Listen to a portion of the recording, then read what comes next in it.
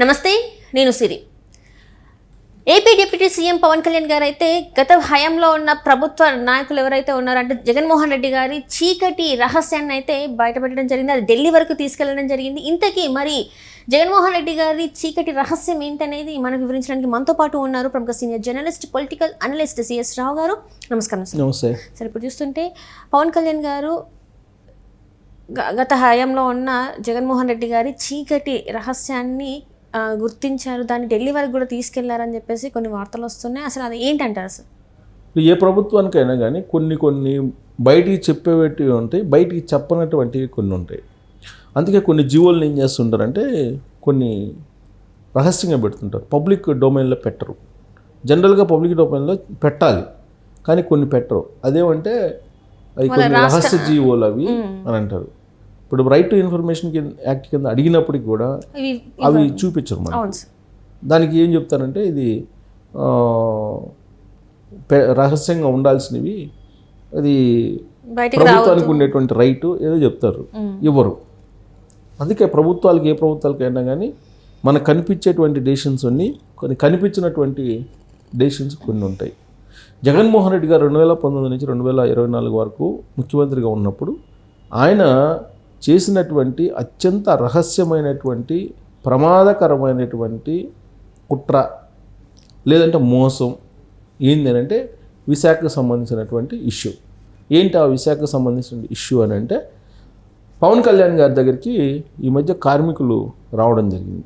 వాళ్ళు ఆయనకి చెప్పడం జరిగింది, విశాఖ ఉక్కు సంబంధించి ప్రైవేటీకరణ అనేది జరుగుతుంది అనేది ప్రచారం జరుగుతుంది. ఆ ప్రైవేటీకరణ అడ్డుకుంటూ దాదాపు 2 సంవత్సరాల నుంచి అక్కడ విశాఖ ఉక్కు కార్మికులు ధర్నాలు చేస్తున్నారు, ఆందోళనలు చేస్తున్నారు.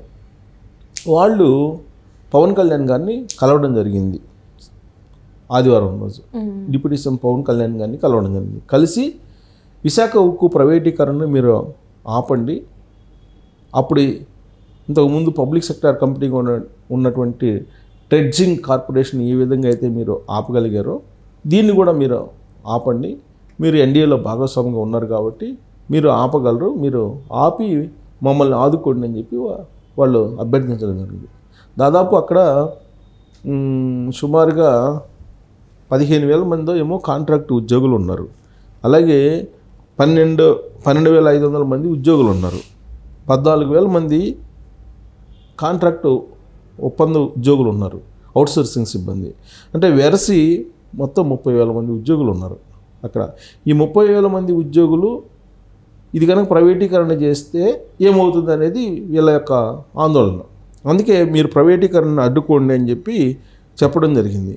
ఎందుకంటే పవన్ కళ్యాణ్ గారు అయితే గతంలో ట్రెడ్జింగ్ కార్పొరేషన్ని ఆపచేయగలిగారు, ప్రైవేటీకరణ చేయకుండా ఇది చేయగలరు అనేది.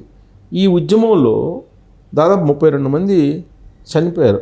ఏది అప్పుడు విశాఖ ఉక్కు సంబంధించి విశాఖ ఉక్కు ఆంధ్రుల హక్కు అంటే పెద్ద ఉద్యమం చేస్తే 32 మంది చనిపోతే అప్పుడు రావడం. ఇప్పుడు జరిగినటువంటి ఇది కూడా అలానే జరుగుతుంది. 32 మంది చనిపోయారు ఇప్పుడు జరుగుతుంది. అలాగే 16,000 మంది నిర్వాసితులయ్యారు ఇప్పుడు. దీన్ని రకరకాలుగా ప్రైవేటీకరణ ఇచ్చేటువంటి ప్రయత్నంలో భాగంగా. సో ఇది హిస్టరీ అయితే దీన్ని కాపాడుకోవాలి, ఆంధ్రప్రదేశ్ హక్కు ఇది అని చెప్పి అంటూ ఉంటే జగన్మోహన్ రెడ్డి గారు దీని వెనక ఒక చీకటి వ్యవహారాన్ని నడిపారు. ఈ చీకటి వ్యవహారాన్ని ఆల్రెడీ మాజీ చీఫ్ సెక్రటరీ సుబ్రహ్మణ్యం గారు బయటపెట్టారు, కొన్ని ఛానల్స్లో ఎన్నికల ముందు బయటపెట్టారు. కానీ ఆ రోజు అది నిజమా లేదంటే ఈ జగన్మోహన్ రెడ్డి గారితో విభేదించి బయటకు వచ్చారు కాబట్టి ఈయనేమన్నా అబద్ధం చెప్తున్నారు అనేటువంటి చర్చ కూడా జరిగింది. కానీ పూర్తి ఇన్ఫర్మేషన్ని పవన్ కళ్యాణ్ గారు కార్మికుల దగ్గర నుంచి తీసుకున్నారు. ఆయన దగ్గరికి వచ్చినటువంటి కార్మికుల్ని ఆయన అడగడం జరిగింది. విశాఖ ఉక్కు సంబంధించిన నేపథ్యము, చరిత్ర, ఇప్పుడు జరుగుతున్నటువంటి వ్యవహారం ఏంటి, ఇవన్నీ కూడా కార్మికులు చెప్తే విన్నారు పవన్ కళ్యాణ్ గారు.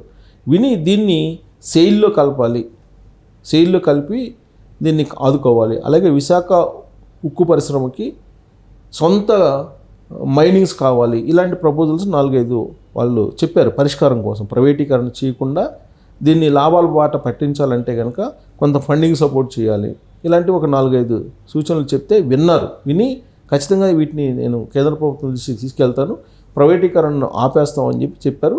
కేంద్ర ఉక్కు శాఖ మంత్రిగా ఉన్నటువంటి కుమారస్వామి గారు కూడా ఈ మధ్యకాలంలో వైజాగ్ వచ్చినప్పుడు కూడా అది ప్రైవేటీకరణ కాదు, మీరు ఆందోళన చెందొద్దని చెప్పి హామీ ఇచ్చారు. కానీ మామూలుగా క్షేత్రస్థాయిలో మాత్రం ప్రైవేటీకరణ చేయడానికి ఫైల్ బాగా మూవ్ అవుతున్నాయి, దానికి సంబంధించిన యాక్టివిటీస్ కూడా జరిగిపోతున్నాయి. అది ఎప్పుడు జరిగింది? జగన్మోహన్ రెడ్డి గారు ముఖ్యమంత్రిగా ఉన్నప్పుడే దానికి బీజం పడింది. దానికి బీజం పడితే ఆయన ప్రైవేటీకరణని అడ్డుకోవాలి, ప్రైవేటీకరణ చేయకుండా ఉండాలి అని చెప్పి జగన్మోహన్ రెడ్డి గారి దగ్గరికి అప్పుడు కార్మికులు ఈ విషయం తీసుకెళ్తే, ప్రైవేటీకరణ ఒకవేళ కేంద్ర ప్రభుత్వం చేస్తే దాన్ని ఓపెన్ టెండర్స్లో మనం కొనుగోలు చేద్దాము, కొనుగోలు చేసి రాష్ట్ర ప్రభుత్వం తీసుకుందాము అని చెప్పి ఆయన చెప్పడం జరిగింది. జగన్మోహన్ రెడ్డి గారు ఓపెన్గానే మీడియా సమావేశంలోనే చెప్పారు, మీడియాకు కూడా చెప్పారు, ఒకవేళ దాన్ని ప్రైవేటీకరణ చేయాలని అంటే కనుక ఓపెన్ టెండర్స్ వేయాలి. ఓపెన్ టెండర్స్ వేసినప్పుడు ఖచ్చితంగా రాష్ట్ర ప్రభుత్వం తరపు నుంచి మనం కూడా టెండర్ వేసి మనం దాన్ని ఓన్ చేసుకుందాము, వేలంపాట్లో పాడుకుందాం అని చెప్పి ఆయన అన్నారు. కేసీఆర్ గారు అప్పుడు మంత్రి హోదాలో ఉన్నారు, కేసీఆర్ గారు ముఖ్యమంత్రి హోదాలో ఉన్నారు. ఆ టైంలో ఒక అడుగు ముందుకేసి కేటీఆర్ గారు ఏమన్నారు తెలుసా? తెలంగాణ తరపు నుంచి మేము కూడా టెండర్ వేస్తాము, మేము కూడా టెండర్ వేసి విశాఖ ఉక్కుని ప్రైవేటీకరణ కాకుండా అడ్డుకుంటాము అని చెప్పి వాళ్ళు కూడా అన్నారు. అంటే విశాఖ ఉక్కు ప్రైవేటీకరణను అడ్డుకునేటువంటి ప్రయత్నం టెండర్ వేయటమే, టెండర్ వేసి వేలంపాట పాడుకోవటం అని చెప్పి వాళ్ళు చెబుతున్నారు. అసలు ప్రైవేటీకరణ అడ్డుకోండి అని చెప్తుంటే ప్రైవేటీకరణ చేసిన తర్వాత మేము టెండర్లో పాల్గొందని ఓన్ చేసుకోవడం అనేది వితండమైనటువంటి వాదన, పబ్లిక్ని మోసం చేసేటువంటి మాట. అసలు ఇదంతా ఒక ఎత్తు అయితే అసలు జగన్మోహన్ రెడ్డి గారు ఎందుకు టెండర్ వేసి మనం ఓన్ చేసుకుందాము అని చెప్పేసి అన్నారు అనేదిగా రహస్యాన్ని బయట పెట్టారు బాలసుబ్రహ్మణ్యం గారు చీఫ్ సెక్రటరీ మాజీ. దాన్ని ఇప్పుడు ధృవీకరించారు పవన్ కళ్యాణ్ గారు. కార్మికులు చెప్పిన దాని ప్రకారం ఏంటంటే సుమారుగా 25,000 ఎకరాలు ఉంది. ఏది విశాఖ ఉక్కుకి సంబంధించి ఆ కంపెనీకి, విశాఖ ఉక్కుకి 25,000 ఎకరాలు ఉంది. ఈ 25,000 ఎకరాలని దోచేయడానికి ప్రయత్నం చేశారు జగన్మోహన్ రెడ్డి గారు అనేది ఈ సీక్రెట్, ఇది బయటకు వచ్చింది. సుబ్రహ్మణ్యం గారు చెప్తే పెద్ద లైట్గా తీసుకున్నారు అందరూ. కానీ ఇప్పుడు కార్మికులు వచ్చి పవన్ కళ్యాణ్ గారికి చెప్పడం జరిగింది, ఎప్పుడెప్పుడు ఏమేమి జరిగింది, ఆ 25,000 ఎకరాలని దోచేసుకునేందుకు జగన్మోహన్ రెడ్డి గారు ఏమేమి చేశారు అనేది పూసగుచ్చినట్టు కార్మికులు పవన్ కళ్యాణ్ గారికి చెప్పేశారు, పీకే గారికి చెప్పేశారు. చెప్పి ఆ 25 ఎకరాలని ఈయన ఏం చేయాలనుకున్నారు? ఆయన విశాఖలో రాజధాని పెట్టి అడ్మినిస్ట్రేటివ్ క్యాపిటల్ అక్కడే ఒక ఎస్టేట్ని ఏర్పాటు చేసుకుని ఆ 25 ఎకరాలని ఓన్ చేసేసుకుని ఈయన తీసేసుకొని ఆ 25,000 ఎకరాలని వీళ్ళకి కావాల్సినటువంటి వాళ్ళకి రకరకాల రూపంలో పంచేదానికి పప్పు బెల్లాల్లాగా అత్యంత దారుణమైనటువంటి, కుట్రపూరితమైనటువంటి, మోసపూరితమైనటువంటి ఆలోచన ఆయన చేశారు అనేది కార్మికులు పవన్ కళ్యాణ్ గారికి చెప్పారు. అది విన్న తర్వాత పవన్ కళ్యాణ్ గారు ఒకసారిగా కిన్నుడైపోయి ఈ విషయాన్ని నేను కేంద్ర ప్రభుత్వంతో చర్చిస్తాను, అది ప్రైవేటీకరణ కాకుండా చేస్తాను, ఇంత దారుణమైనటువంటి కుట్ర జగన్మోహన్ రెడ్డి గారు చేశారా అని చెప్పేసి కార్మికుల నుంచి తెలుసుకొని పవన్ కళ్యాణ్ గారే ఆశ్చర్యపోవడం జరిగింది. అంటే ఇంతకన్నా పెద్ద కుట్ర ఏదన్నా ఉంటుందా? ఒకవేళ పొరపాటున మళ్ళీ కనుక ఆంధ్రప్రదేశ్కి కనుక సీఎం అయినట్టయితే జగన్మోహన్ రెడ్డి గారు విశాఖపట్నం కుక్కల జింపు విస్తరైపోయింది ఈ పాటికి. విశాఖపట్నం ఇండస్ట్రీయే కాదు, విశాఖపట్నం మొత్తం కుక్కల జింపుని విస్తరైపోయినది. 25,000 ఎకరాలకి ఆయన ఎర్తబెట్టాలని చెప్పి, అంటే 25,000 ఎకరాలని దోచేయాలని చూశాడని అంటే, ఆ మధ్యకాలంలో సిబిఐ మాజీ డైరెక్టర్ నాగేశ్వరరావు గారు ఒక ట్వీట్ చేశారు, అది నిజమేమో అనిపిస్తుంది. ఆయన చేసినటువంటి ట్వీట్ ఏంటంటే, దావుద్ ఇబ్రహీం కంటే అత్యంత ప్రమాదకారి జగన్మోహన్ రెడ్డి గారు అని చెప్పి ఆయన ఒక ట్వీట్ చేశారు. ఆయనేమో డాన్గా ఉంటూ, అండర్ వరల్డ్ డాన్గా ఉంటూ ఆయన చీకటి జీవితం గడిపిస్తున్నారు. అంతకంటే ప్రమాదకరంగా ఉండేటువంటి దోపిడీదారు ఎవరైతే ఉన్నారో జగన్మోహన్ రెడ్డి గారు బహిరంగ ప్రజల మధ్యలో తిరుగుతున్నాడు.